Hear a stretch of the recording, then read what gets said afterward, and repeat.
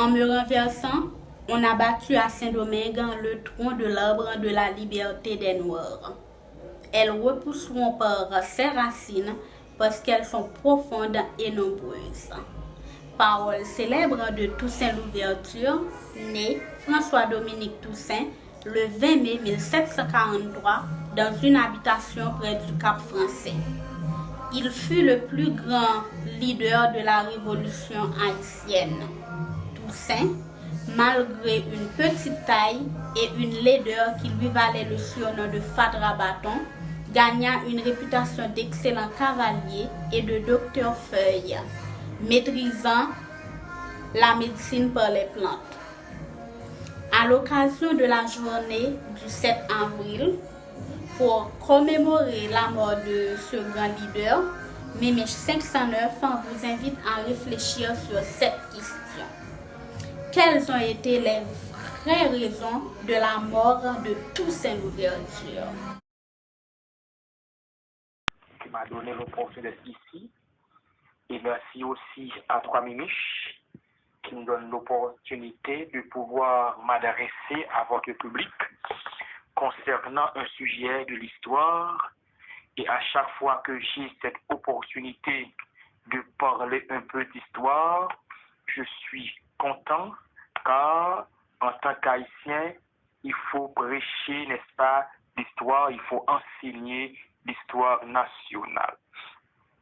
Normalement, alors la question c'était quelle est la cause fondamentale, principale de la mort de Toussaint Louverture. En histoire, quand on parle de cause, on voit toujours deux grandes causes. Il y a des causes occasionnelles, il y a des causes profondes. Généralement, les gens regardent les causes occasionnelles, mais sans pour autant ne voir pas les causes profondes. Donc, je vais vous dire qu'il y a deux grandes causes majeures. Les deux grandes causes majeures sont à la base de la trahison de Toussaint Louverture. Premièrement, il y a les causes occasionnelles, il y a les causes profondes. La première cause occasionnelle qu'on peut citer, c'est ce qu'on appelle le caporalisme agraire. On se rappelle, depuis 1795, Toussaint Louverture se montre très actif pour obliger les anciens esclaves non engagés dans l'armée à reprendre le travail, ce qui provoque des soulèvements. Les cultivateurs y voyaient une forme de rétablissement de l'esclavage. Toussaint utilise alors ses troupes disciplinées d'anciens esclaves pour mater ces révoltes. Les habitations sont placées sous l'administration militaire. Les officiers de Toussaint, comme Jean-Jacques Dessalines ou Henri Christophe, appliquent de manière militaire les règlements de culture. Désormais, à Saint-Domingue, deux entités existent, celle des militaires et celle des cultivateurs. Assignées sur les anciennes habitations, cette forme de servage a été qualifiée par des historiens de caporalisme agraire. Le mécontentement de ces alliés crée un isolement entre lui et son troupe. C'est contre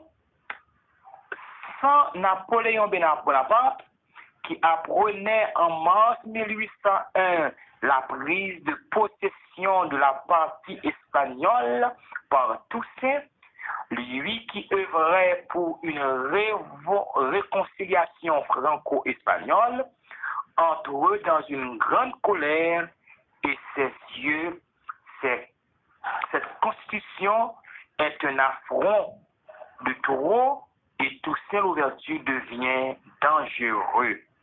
la réaction du premier consul de France, Bonaparte, est l'envoi de corps expéditionnaire qui doit mettre un terme à l'émancipation de Saint-Domingue.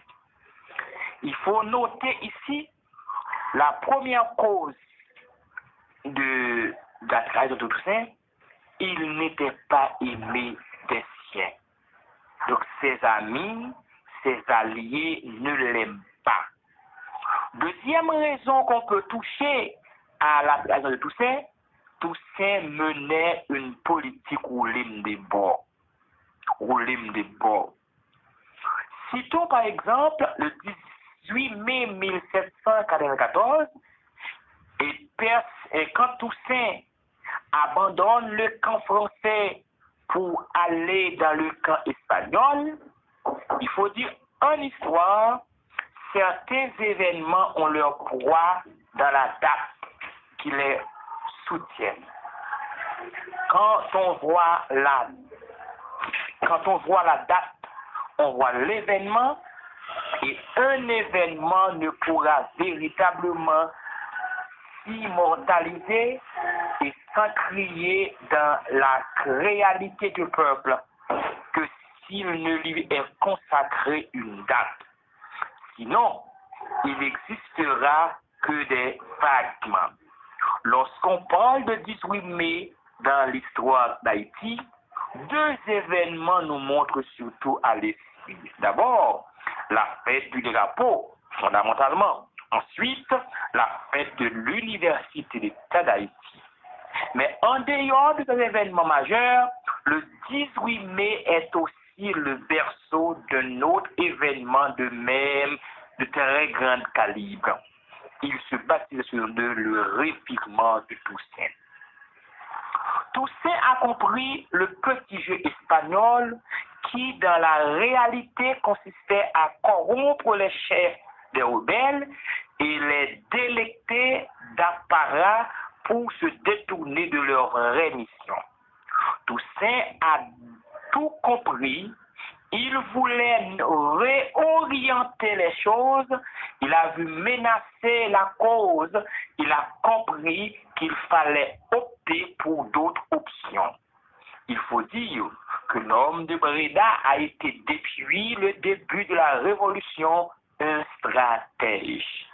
C'est lui qui a été à la base de la rumeur faisant croire aux esclaves avant la cérémonie du bois caïman que la métropole française leur avait offert des jours de liberté, que c'était les colons qui n'avaient pas respecté cet engagement.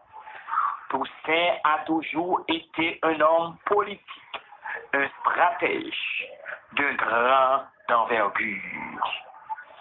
Lorsque Toussaint a remarqué qu'il n'y avait pas d'avenir aux côtés de l'Espagnol pour le combat anti-esclavagiste et anti-colonialisme, que les autres leaders étaient déjà piégés et corrompus, il s'est engagé par son audace et ses contacts à redynamiser la lutte tout en créant cette fois son leadership, mais de façon autonome. C'est ainsi qu'à Marmelade, en date du 18 mai 1794, l'homme de l'ouverture, d'où le nom Toussaint l'ouverture, écrit la lettre par laquelle il repasse dans le camp français. Le plus intéressant à travers cette lettre, c'est l'audace aiguisée par Toussaint. Il traite avec l'aveu sur pied d'égalité. C'était justement pour donner force à la nouvelle vague qu'il entend mener pour ne pas laisser présager le doute. Il confirme son leadership. Toussaint est un homme d'audace. Il est un homme de tête. Et même en même temps, on peut ne pas l'aimer. mais il est difficile de ne pas admirer. Toussaint Louverture est reviré pour le bien commun. Il n'a pas reviré par mégarde ni par intérêt personnel. Il a fait un revirement stratégique. C'est un acte d'une grande portée politique. Cela me permet de comprendre que ce n'est pas toutes les fois en politique il faut être radical. Très souvent, pour les États comme le nôtre, les petits États, si l'on ne comprend pas la stratégie, n'est-ce pas, de se comporter en mode l'ouverturienne, il sera difficile de sortir de ce que nous sommes. En août 1798, le général de division Toussaint Louverture négocie la reddition des Britanniques. Occupant encore l'ouest de l'île, l'accord signé entre les deux parties prévoit notamment l'ouverture des ports de Saint-Domingue aux navires de commerce britanniques. Alors même que la France est encore en guerre avec Grande-Bretagne. Le général Hédouville, supérieur hiérarchique de Toussaint Louverture, en poste depuis 1798, furieux d'une telle insubordination, se meut plus encore du contenu de l'accord. La dégradation de leurs relations est telle que Toussaint organise en octobre 1798 une révolte populaire forçant Hédouville à quitter l'île. La veille de son départ forcé, Hédouville décharge le général André Rigaud contrôlant le sud de l'île de toute suggestion à l'égard de Toussaint Louverture. En juin 1799, Toussaint entre en guerre contre Rigaud. C'est la guerre du Sud.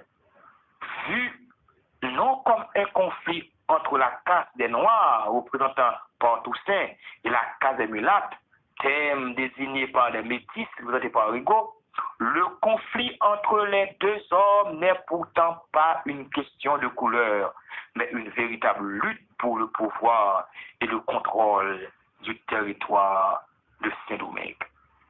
Il n'empêche que de lourdes pertes sont infligées aux Mulattes du Sud. Des sources rapportent que 5 000 à 10 000 morts. Les soldats désarmés pour la plupart. Bernard Ganot parle de ce propos d'une guerre d'extermination menée par Toussaint Louverture. En juillet 1800, Toussaint sort victorieux. 6 mois après, la partie espagnole, officiellement française depuis 1795, est envahie par Toussaint, mais la consécration vient le 4 mars 1801, lorsque Napoléon Bonaparte nomme le général de division Toussaint capitaine général de Saint-Domingue, c'est-à-dire le deuxième personnage de la colonie après le représentant légal de la France sur place. En réponse, 3 juillet 1801, le général de division promulgue une constitution autonomiste. Il se nomme lui-même gouverneur à vie de Saint-Domingue, qui reste la terre française, en se gardant la possibilité de désigner son successeur. Si l'esclavage est supprimé, la traite est maintenue. En moins d'une décennie, Toussaint Louverture, chef militaire, autodidacte célèbre à la fois des Noirs et des Blancs, est parvenu à se hisser politiquement à la vie politique de Saint-Domingue. La révolution permet l'instauration de nouveaux ordres inspirés d'un modèle colonial de l'ancien régime, mais profite aux militaires de couleur, surtout aux Noirs. Enfin, sous son autorité est réalisée une vieille revendication coloniale à l'occasion de l'autonomie de la colonie. Maintenant, les amis politiques de Toussaint ont vu nettement qu'il était très audacieux, très rebelle. Et de là, la deuxième cause qu'on pourrait retenir, c'est qu'il n'était pas aimé par ses amis politiques. En février 1802, l'expédition militaire envoyée par Bonaparte et commandée par le général Leclerc à Saint-Domingue. Leclerc a pour mission de détruire l'autorité de Toussaint Louverture et de rétablir l'esclavage. Bien que mieux entraîné et mieux préparé, mieux armé que l'armée indigène, les Français n'arrivent pas à gagner la guerre. Ils ont adopté une autre stratégie. Épuisés par la lutte, les généraux Leclerc et Toussaint signent un traité de paix en mai 1802, appelé le plus souvent traité de la Rampe. Depuis cet traité de paix, les généraux des principaux officiers de l'armée ont rejoint l'armée française. Ils et Toussaint n'avaient plus le contrôle de la situation.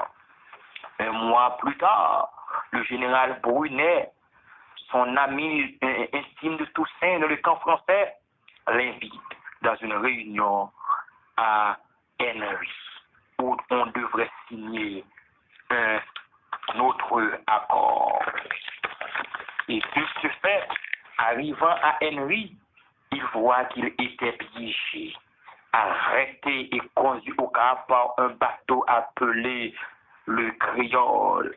En arrivant au Cap haïtien, au Cap français, pardon, il trouva déjà sa femme, ses enfants l'attendaient sur le Créole pour rentrer en France. Et c'est de là qu'il a prononcé cette parole. En me renversant, on a battu à Saint-Domingue le tronc de l'arbre de la liberté des Noirs. Elles repousseront par ses racines parce qu'elles sont profondes et nombreuses. Parole que vient d'introduire la belle Mimiche.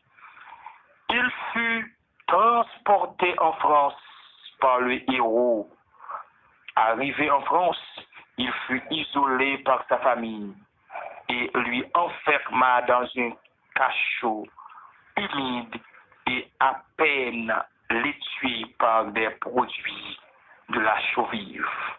Il meurt de faim, de froid et de soif au fort de Joux, en France, le 7 avril 1803. Ce qu'il faut retenir entre les deux causes, la cause occasionnelle qui était l'isolement de ses frères combattants par ce qu'on appelle le caporalisme agraire, mais c'est plutôt il est trahi par ses amis frères, il est trahi par ses amis politiques qui est le général Brunet. Donc la cause occasionnelle et la cause profonde sont les deux principales causes qui peuvent expliquer la mort de Toussaint Louverture.